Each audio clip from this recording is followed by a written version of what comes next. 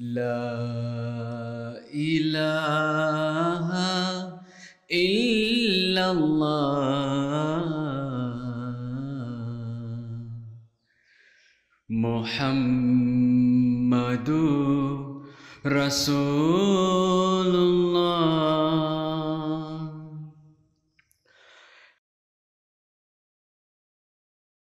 Dearest viewers, Assalamu alaikum wa rahmatullahi ta'ala wa barakatuh. I welcome you all to another edition of Misconceptions Removed. My name is Mwanika Saeed, your host. Remember, in this program, we concentrate on the misconceptions in Islam. And the objective is to dispel them so that our viewers get a proper understanding of this religion.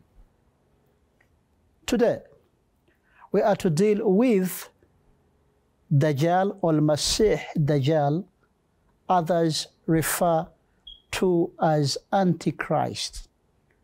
There are a number of divergent views on this concept. Masih Dajjal is said to be a mighty creature that will appear in the latter days and will perform quite a number of wonders. Which is which? We are yet to discover.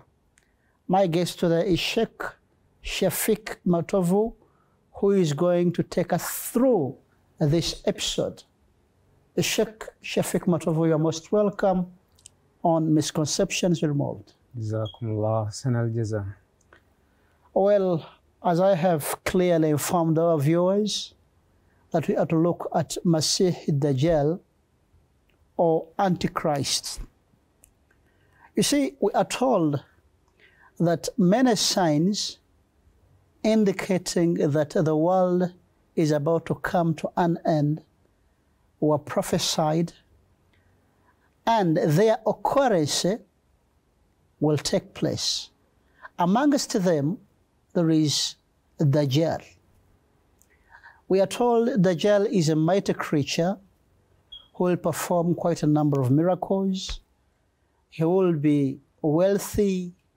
He will be running from east to west. He will have a horse that will be eating fire, so on and so forth. Let us start from this point.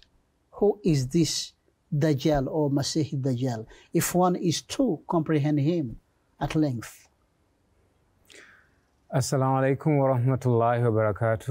Our dear viewers, I'm so happy to be invited today, yes, sir, to have a beautiful discussion on this topic, Dajjal.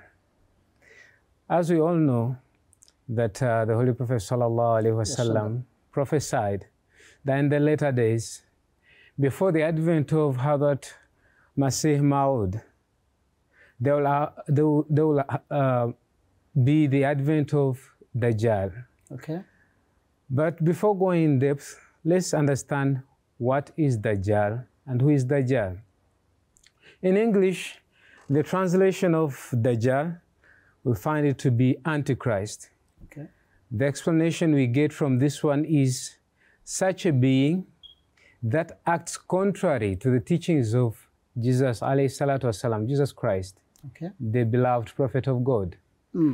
So anyone who does contrary to his teachings, however much he claims to be his follower or his ardent believer, that person or being is called Antichrist.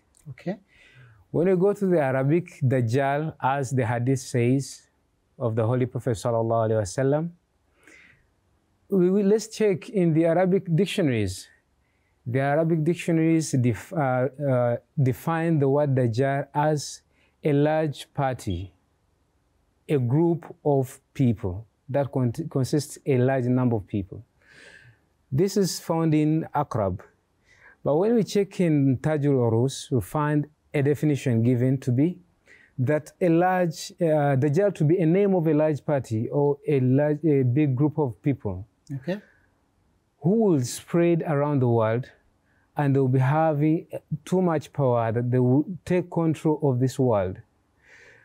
In another explanation, it says that Dajjal is a name of a big group which will be moving around the world with goods and materials in which it will be dealing in trade, with which trade will be dealt.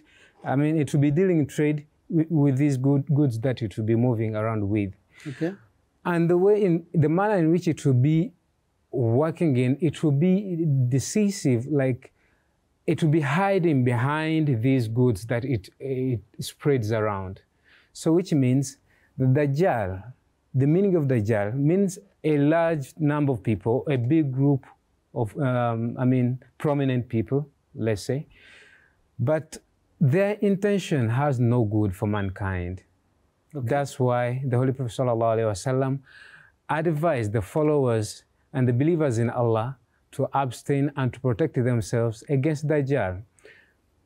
Hadrat Promised Messiah gave a definition, beautiful definition of Masih Dajjal. He said that the word Dajjal has two connotations. One, it signifies a supporter of falsehood, and works with cunning deceit, that his activities will be full of falsehood and full of lies. He will be presenting good. He will be portraying himself as a believer in God, a follower of God and prophets, but while he's doing disservice to the religion or to the person he claims to be following.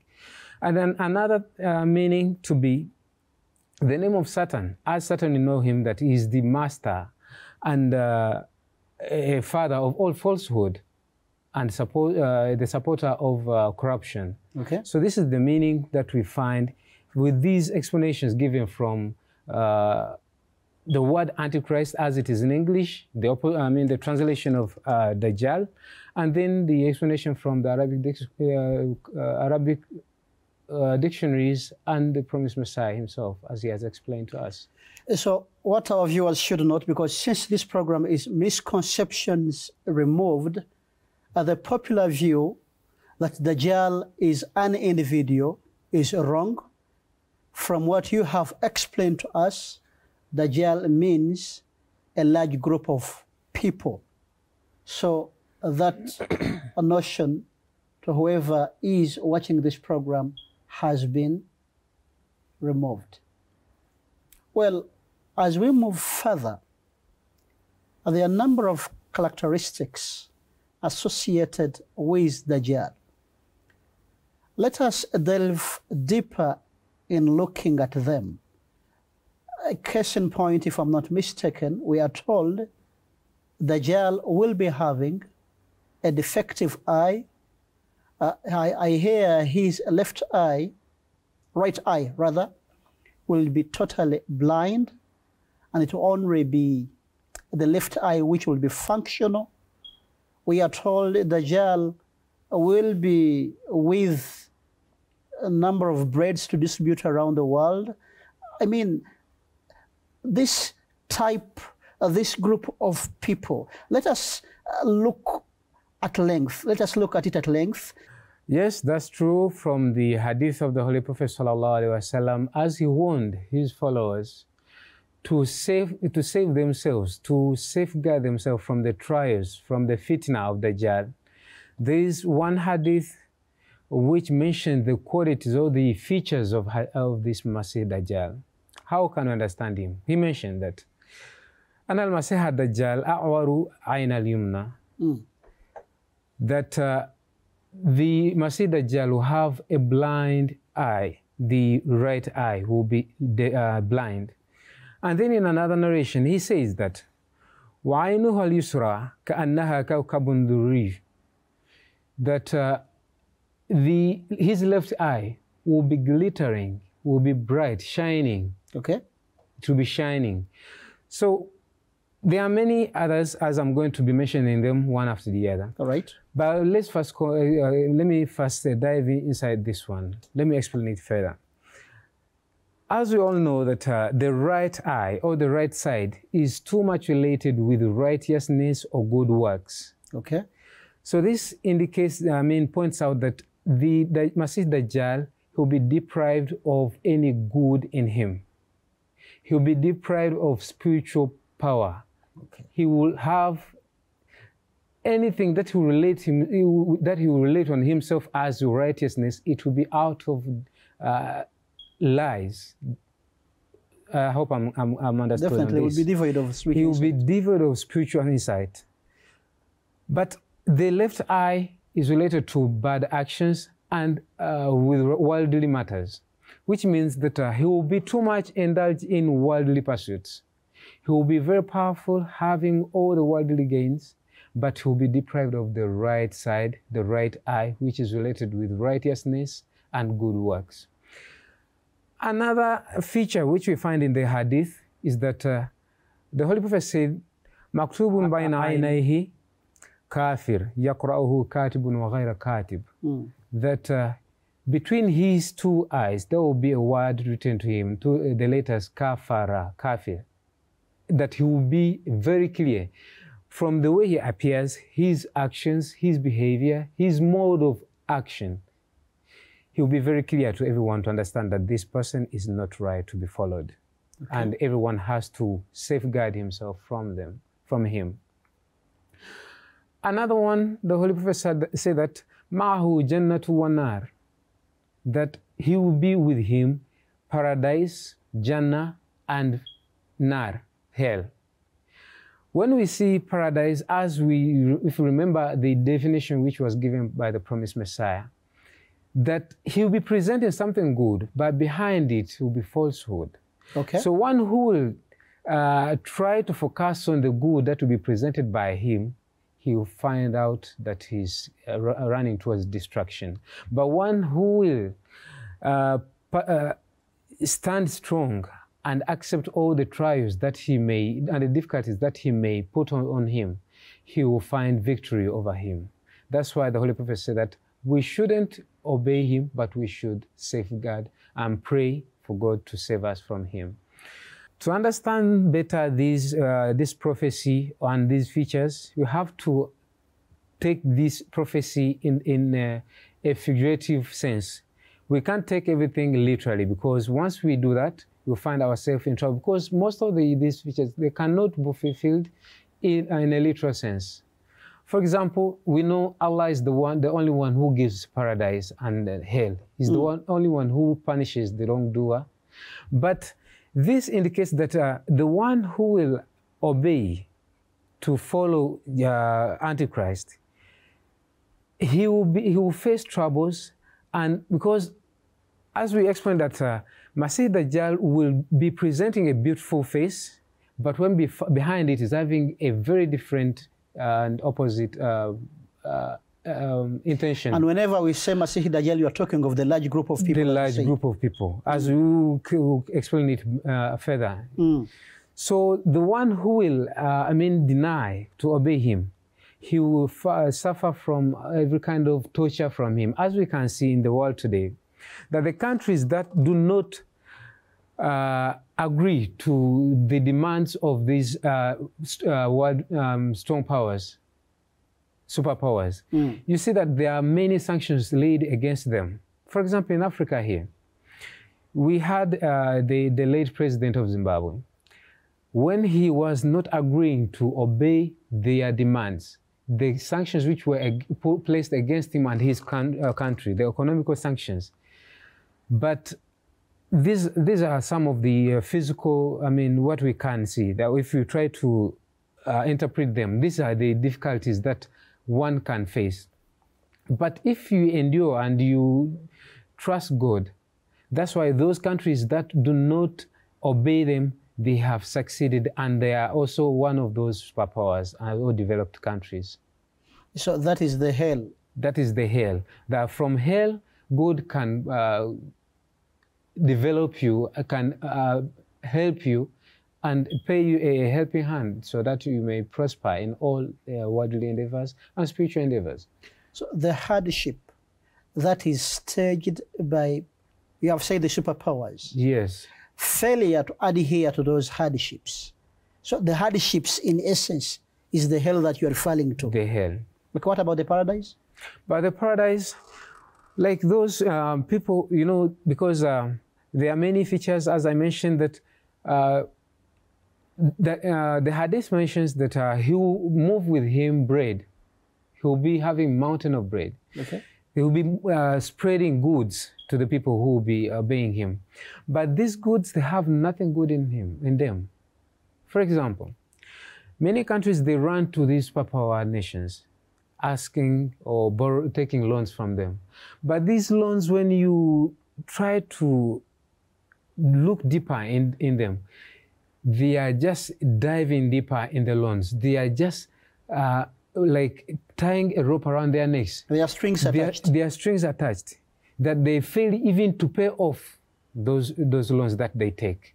And then they end up being governed indirectly by those powers, that they cannot take any decision that can develop them or that can help them without the interference of those people that renders them help. So which means the paradise which they present is not with a good intention, but there is something behind it. In essence, are you insinuating that if African countries, for example, go for loans, it seems as if they are going to get something like, we can call it a bed of roses. Yes. But because of the strings attached afterwards, the recurring dates that happen afterwards are the ones that are keeping us in contempt and backward. That's the fact. And if we take it to the spiritual sense, you know, there are some religious countries or people, they come presenting beautiful message. It's very nice to hear. That message is escorted with gifts. But when you ponder over what they teach and you ponder about the teachings of the prophets of God, you find that they are preaching lies. For example, right now we have Christianity, for example. The padres, the Christian clergies, they came to Africa or in other countries presenting the beautiful message, giving gifts of Jesus as Son of God. Many people, they believe. But when you realize the teachings of Jesus himself, he never claimed to be a son of God. He never claimed to be God.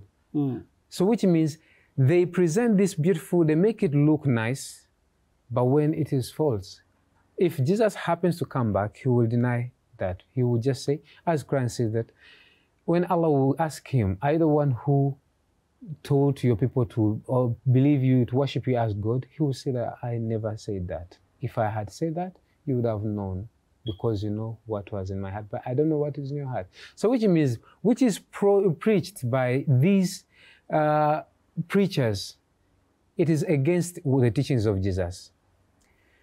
All right, let us again look at it from another angle.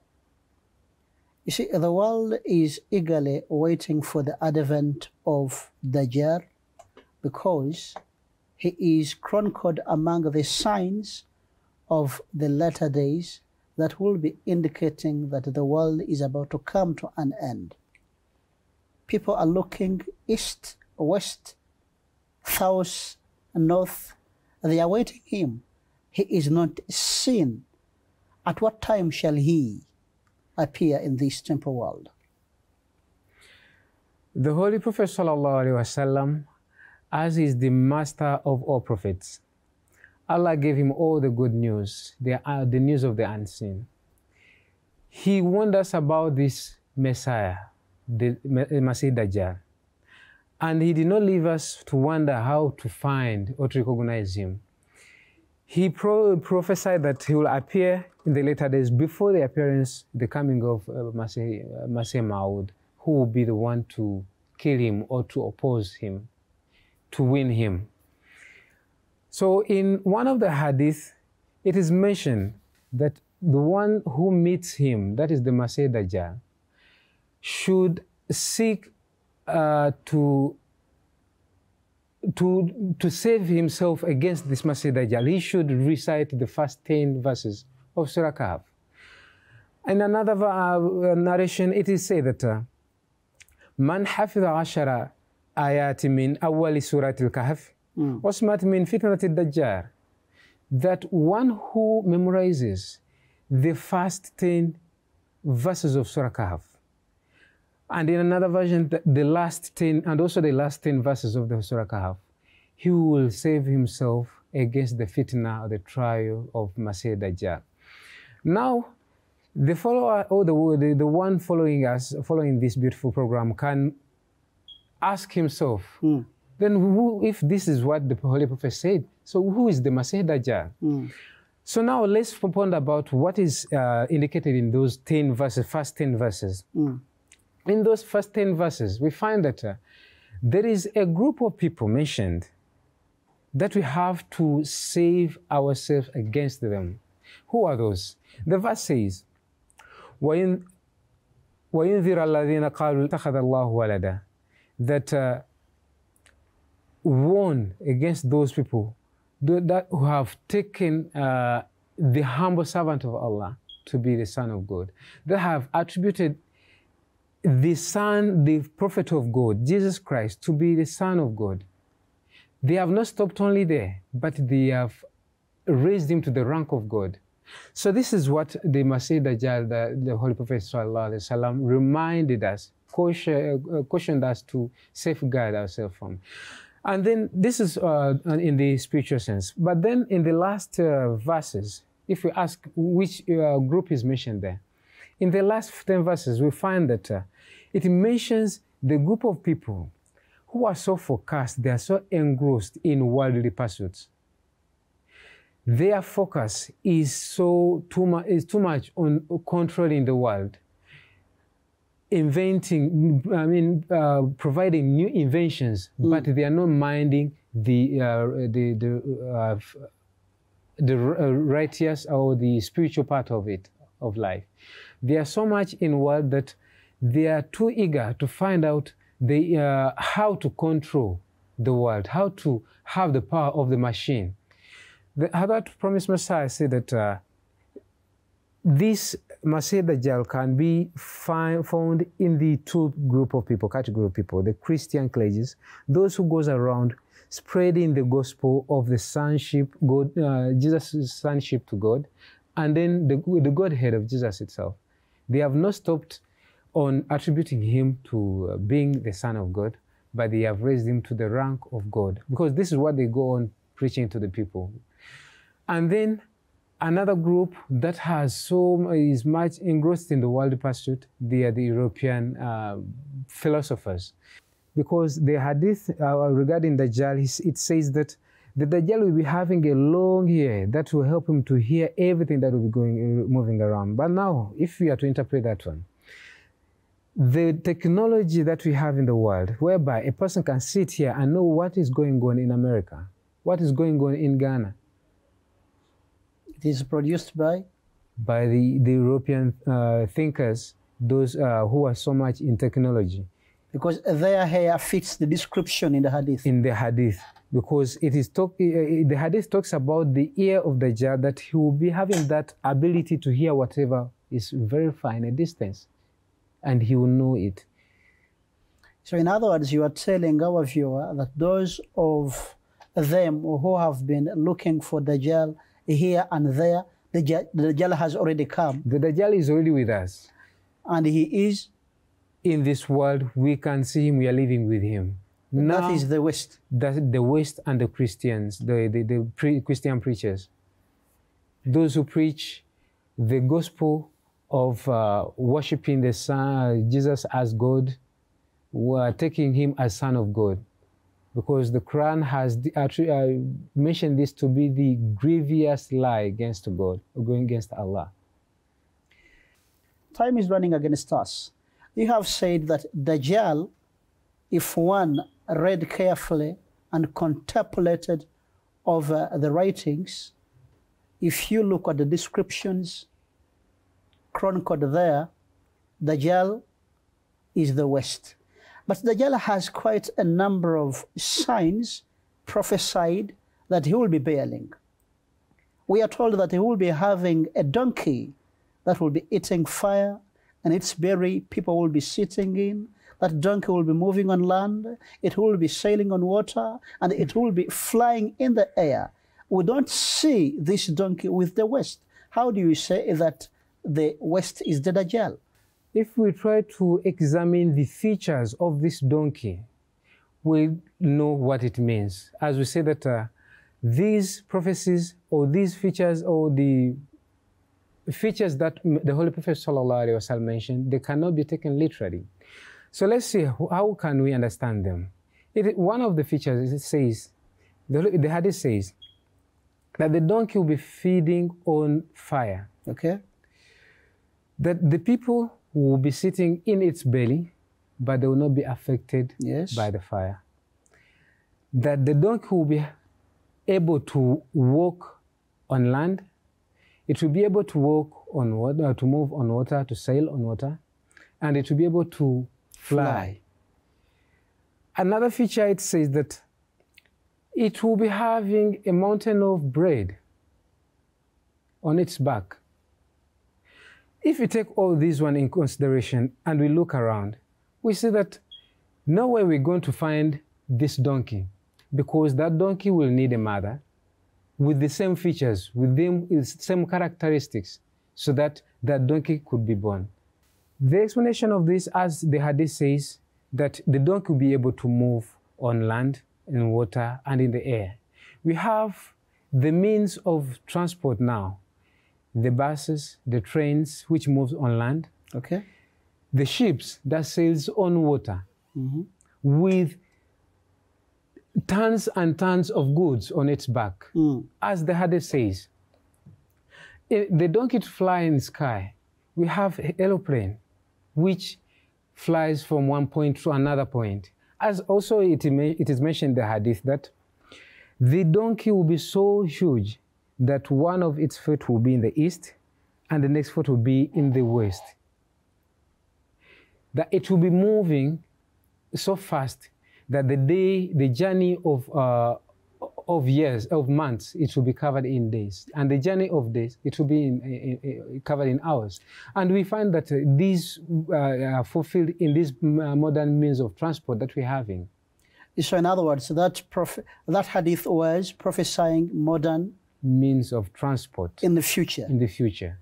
If you want to understand the Dajjal, first of all, we have to understand that this prophecy cannot be taken literally, but rather it needs interpretation, because once we try to take it in the literal sense, we will fall in troubles. But if we try to find the explanation for it, we'll find many answers, as we have explained a few of them. Thank you, Sheikh Shafiq Matovo, for your wonderful presentation. We hope to see you next time, inshallah. And please, if we ask you to come back, we request for your positive response. And I'll be glad to be invited back, inshallah. Inshallah. Dearest viewers, this marks the end of our program today. A lot has been said. We cannot repeat it. I said earlier that for questions, thoughts, or observations, the email address is africa@mta.tv. Thank you for tuning in. Stay tuned for other faith-inspiring programs. See you next time. Wassalamu alaikum wa rahmatullahi wa barakatuh. La ilaha illallah